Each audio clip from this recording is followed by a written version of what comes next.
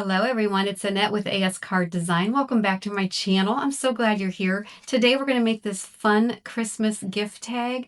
I'm going to be changing up all the colors. It's going to be looking totally different because I have 4 brand new colors to my collection. And the only thing we're going to keep the same is we're going to add some sparkle paste, and I'll show you how to do that. But this is a 4-piece layering stencil, so let's get started. Okay, I have these inks that I recently purchased from Ginakdesigns, and these are new to her line of ink colors. And we have Petunia and Marigold, Kelly Green, and Cadet Blue, fast becoming one of my favorites. So I thought it would be fun to do this project using all 4 of these colors, since I have 4 layering stencils in this project. These are not your conventional Christmas colors. I know that. So I'm just going to try something different and see what it looks like.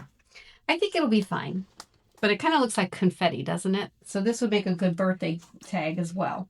So the layering stencils I'm using are from Hero Arts, and this is a 4 laser cut mylar stencil, and it is called Snowflake Stencils. Okay, and they are etched with, it's going to be kind of hard to see on camera, but at the bottom corner of each of the stencil, it is etched. There you go. I think you can see that. This is number 1. So they are numbered. You do have to kind of hunt and look for them though. But I'm going to try to keep mine in order just to make life simple for me.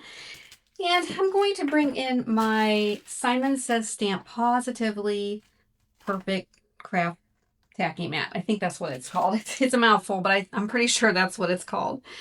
And let's just go ahead and put these kind of in a rainbow order. We'll do Roy G. Biv. I'm going to start at the bottom and work my way up. So I got my tacky mat here, or craft mat. Okay, I'm just going to move that up a little bit so you can see it. And I just have a 1/4 sheet piece of white cardstock. And we will be die cutting this out later. So I do want to look at my stencils to see how busy they are. Because I'm gonna go in this order. So this one's gonna be the Petunia, and then going right down the line. So I think let's just try it and see what happens. Now, the stencil is larger than the cardstock, so we can position it wherever we want. You know, we can go over here, but I'm just gonna try to line it up kind of like that. Okay, so let's go ahead and put these up here. Bring in my ink stand. So this is a really nice tool. You don't have to hold down the ink pad. And I was going to use my small detail blending brushes because I've already used them on these inks. However, it would probably take me a long time to cover this. So I am going to use larger blending brushes. And I'm not sure which ink was on here the last time I used it, so I'm going to take a piece of paper towel and just spray it lightly with some rubbing alcohol. I'm going to do that off to the side, and I'm just going to wipe off whatever ink was on here because it looks like it was more of a red orange. I don't know that I have a pink blending brush, but if you get most of the ink off, it's good to go. All right, so let's go into the Petunia. I have a feeling this is going to be a vibrant color. And we'll just bring it in. And we want to go both ways when you're working on these stencils. That way you hit every edge of the stencil. And I'm not going to be doing any shading like I would if I had flowers or leaves. I just want to get the design down. You want to get a good saturation of color. And below my desk, I've prepared a pan of hot soapy water. These stencils clean off easily with just water or rubbing alcohol. But since I don't have time in between to clean, all right, I could take time, but then the video would be unnecessarily long. I'm just going to lay these in the soapy water, and then I can clean them later. And it will be handy too when we use the paste, which the sparkle paste I'm going to do on stencil number 3. So I will clean that one off with alcohol. So let's lift this one off and put it in the soapy water. Okay. And then moving on to marigold. And stencil number 2. I want to make sure I have the right one. Yep, stencil number 2.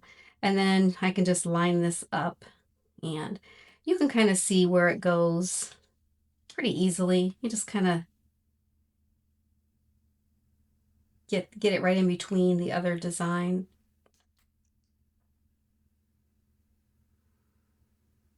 And I think that looks pretty good. Okay, so I do have a yellow brush, but again, I want to clean off whatever was on there before, because I think it was wild dandelion, and that is a bright yellow. All right, let's make sure that's down. Oh, this is a pretty color. Wow, that does look like marigold, doesn't it? How fun it would be to come up with different color names. I always thought all the companies that have inks, they have such cool names. It'd be fun to be on that design committee. I love brainstorming, so that I could just see a bunch of people sitting around the table doing that. Or probably not around the table anymore. So many things are done virtually, but if they're in person, they'd probably be sitting around the table. I'm getting a good amount of ink on this because I really want these colors to be vibrant, and they do dry back just a bit. So I'm just being mindful of that. Okay, and this is stencil number 2 going into the water. Wow, those colors are so cool together. I'm going to zoom in a little closer so you can see that. I love that. You know what would be really cool just from this point is just to add a warm cocoa or a brown color, and that would be really a nice pretty fall design or pattern or color palette. Okay, moving on. So we got this one, number 3, and this is where we're going to be adding our sparkle paste. So I will be putting down color first, and then cleaning this, and then we'll come back and do a layer of the sparkle paste right over the Kelly green, which is this beautiful color. Okay, I don't think I have a green ink blending brush. Oh, I do, but I really don't want to use it for this because the green I've used for my spruces, and I'm going to just go ahead with a detail. I'm going to use a brand new detail blending brush and just get a bunch of ink on here. Just take my time and go over this.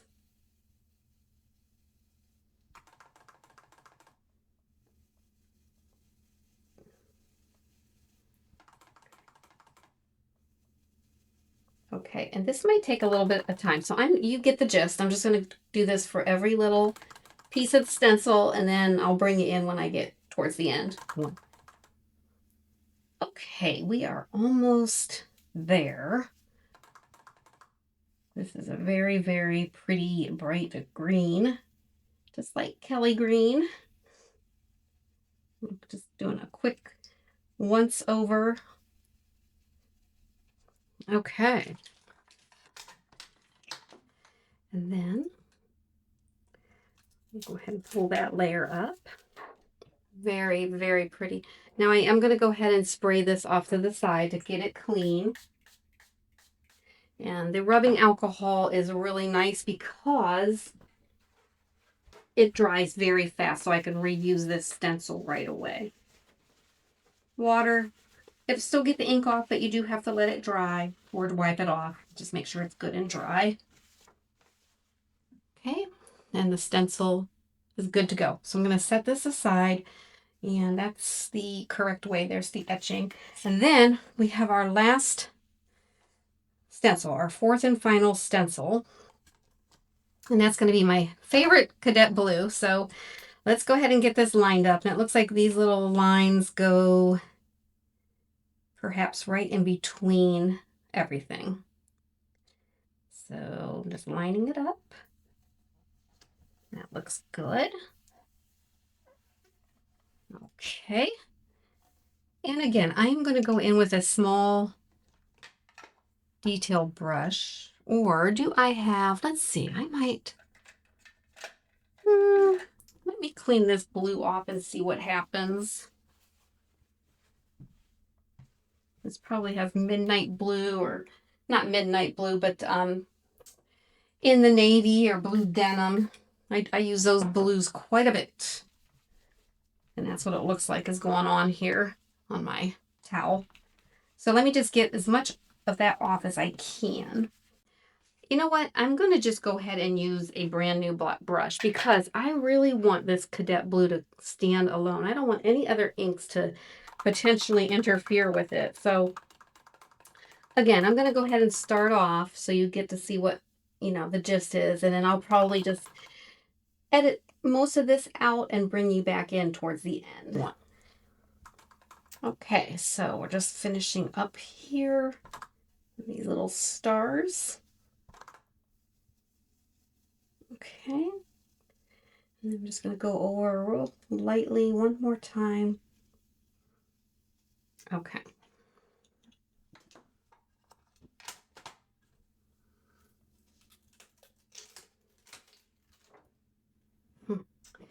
Such a pretty color. Okay, so my ink did bleed a little bit underneath. I'm not sure why, but I think it's not going to ruin the project, but I'm just not quite sure why. But that's okay. It'll still be fine. Gonna be fine. Alrighty, so let's bring back in stencil number 3, and we're going to be using or adding distress texture paste in Sparkle. Let me get that in focus. There we go. Okay, this is a wonderful product from Ranger, and so we're going to reline this back up, and it's going to be going over the Kelly green. So we just want to line that up to where we don't see any white space, and then we'll know that we got it lined up. That looks pretty good. So make sure that's down really well. Okay. And then you want to take a palette knife. So I'm going to bring that in. I want to bring in another paper towel. And again, this stencil will go right into the hot soapy water along with the palette knife once we're done. So I'm just going to open this up. And I do have a piece of press and seal just to help to keep it from drying out. And this is such a beautiful paste. It's sparkly, but it's really kind of hard to capture that on camera. And I'm just going to take some onto my palette knife, and we're just going to make sure that's down really well. I'm just going to lightly go over the stencil. You don't need a lot of this. You just need to fill in the holes, fill in the spaces. Okay, just a little bit down here. And I'm just going to scrape off any excess and put the rest right back in. Okay. Get that press and seal right back in there and seal it up. Get it sealed up nice and tight. There we go. Okay, and then this, you want to carefully lift this and get it right into the soapy water. Make sure it's all in there.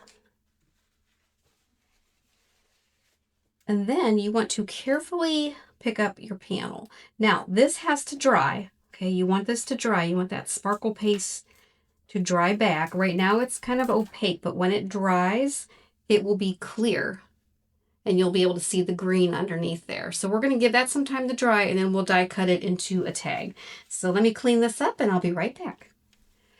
All right, our panel is dry. It took about 35 to 40 minutes. I wanted it to get very dry, but you can see the sparkle paste is now dried back and it's clear, so that Kelly green is just sparkling right through it. There we go. So cool. I love that look. All right, so we're going to cut this out and make it into a die. But before we do that, I wanted to show you, I did this off screen. I used this die set. It is a Merry Christmas die and shadow layer. So there's two pieces. Here is the die that cuts out the Merry Christmas and then the shadow layer.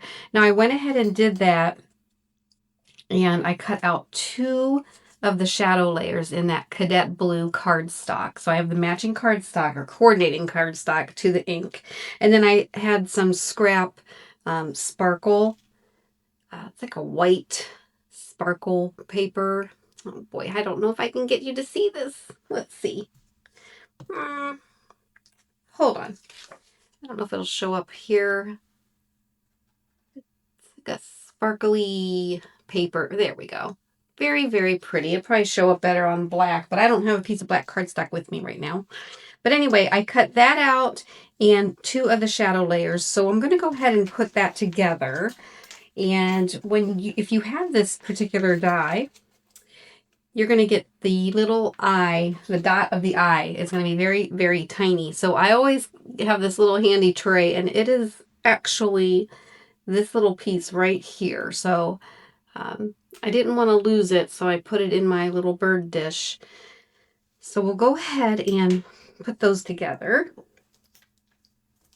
And these are super easy to line up. So I'm just using some liquid glue, and this is Ginakdesigns glue. And I'll just put those together. Now you might notice when I was die cutting this out, let's get my camera, it put a little line, a little indentation from the die right there. I probably had a little bit too much pressure, so I could have removed my shim and that probably would not have happened. But it doesn't matter to me because it's going to be covered up anyway. All right, so let's get the reverse tweezers and grab this. Now maybe grab it right in here. This is a very delicate die. Now you could lay glue down and drag it through. I have a silicone mat, and sometimes I do that, but for me, this doesn't take too long here. And I don't put glue on every little inch of these dies. I just kind of hit the edges here and there. Okay, that'll do. And then it's super easy to line up. I'm focusing on the M and the C in Merry Christmas and just getting that kind of lined up where they go. Of course, my shadow layer wants to move around. And then I'm just kind of focusing on the top edge here. And then the rest usually will fall right into place. And then just press it down. Could have come over just a little bit, but that's okay. My eye is a little bit off, but we'll make it work. Okay, then I'm going to take my little pick and stick tool and pick up this little eye. They call these the tittles. And, oh, I thought I lost it, but I didn't. I'm going to put it back in the dish because I'm not quite ready yet. When they're so small like that, I find it much easier just to put the dot of glue there first and then add your little dot. And of course mine's upside down, so I want to get it right side up and plop it right in place. Okay. Use the other side so it doesn't stick. I want to move it down just a little bit. There we go. Okay. So there's the little greeting that we're going to put on our tag. Trying to capture the sparkle. This is so sparkly in person, but let's see here. Maybe if I go closer. You see that? The It's a little bit better, but my camera's going to have fits now if I keep doing that. So we'll just move on. Okay, so let's bring back the big shot. Zoom back out. And we will finish this up. Okay, so we are going to get these layers back. This is my metal shim that I probably could have done without when I was die cutting that Merry Christmas out, or the shadow layer, but it's okay. Okay, so for the tag, I'm going to use the die set from Gina K, the tag trio. I've used these before. I've had these for about a year. I got them last year. Use them all the time. I love them. And then I'm just going to see where I want to crop this. It's so hard. It's really hard to cover up anything or cut away anything. It's really hard, but it must be done. So I'm not going to tape it down. I'm just going to be very careful here. And we'll run it through.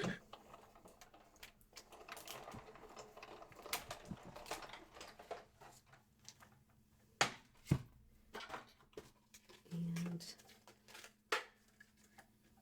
I'm going to save this because I could cut out little elements out of it. And there is our tag. Well, part of it, but let's see, there's the sparkle. So pretty. All right, and then I'm going to go ahead and cut another piece out of just plain white cardstock. I like to do that on these dies. It just gives them some depth. It's a little more sturdy, and it also finishes the back a little bit. Okay. So we have those two pieces, and then we're just going to go ahead and put them together. Now, this particular die set is stitched, so you see that stitched border around there. So if you turn it over, the stitching is going to be indented. Okay. So on the back side, I want the right side to be facing out. Okay. So that way it'll look finished. It'll just have a more finished look to it. And it's really hard to tell, but let me see if you can see the difference. You might not be able to, but it's just more bumpy that way. It's just a nice smoother finish if you have the right side of the finished cut piece facing outward. Okay, I hope that made sense. All right, so we'll just piece those together, and it's super easy to line up. Just get the edges together and then go all the way around. Make sure your corners are squared. And then just press it together. And then we can decide where we want to put the Merry Christmas. So let's, get my reverse tweezers on there now before I glue it up. I'll probably put it right in the middle. Just like that. Just kind of eyeballing it. Make sure it's straight. Okay. And then I found this ribbon in my stash. I thought it was really kind of fun, but it's kind of got little white frayed edges and it's iridescent. Okay, so you can kind of see that on the camera. It's a real pretty ribbon. So I'm just going to cut off a pretty good size length. Maybe a little bit more than a foot. You can always cut the tails off, and then I just cut it, or I just fold it in half. And since this has a lot of dimension, I'm just going to fold it in half. If it were twine or cording, I'd cut a longer piece and then I would fold it in half again, but I'm not going to do that here. And then I'm just going to come up from behind, and this is just going to kind of fold it over and push it through there. And open up the loop and bring the tails through it and up. And then I can trim the excess off because it is kind of long. But I'm going to cut it on a little bit of an angle. And that way you can just, this is wire in the middle, so you can tie it to your package. But isn't that cute? That is the finished ribbon, or the finished tag, I should say. I'm messing with the ribbon here. I want to show you the original one because they do look very different. So this one just has a, just kind of a pink shimmery ribbon, and we went with purples and teals and pretty much lavender, purples, and teals. And then this one was all the 4 new colors from Gina K. So I hope you enjoyed this. This is a quick, easy project. I love the sparkle paste. It just really adds something special in there. You can really get a good see of it. Very good view of that. So, all right, I hope you enjoyed this video. And if you did, give me a thumbs up. And if you're not a subscriber, please subscribe. Hit the notification bell so you don't miss the next video. And until then, I hope you have a great day, and we'll see you next time.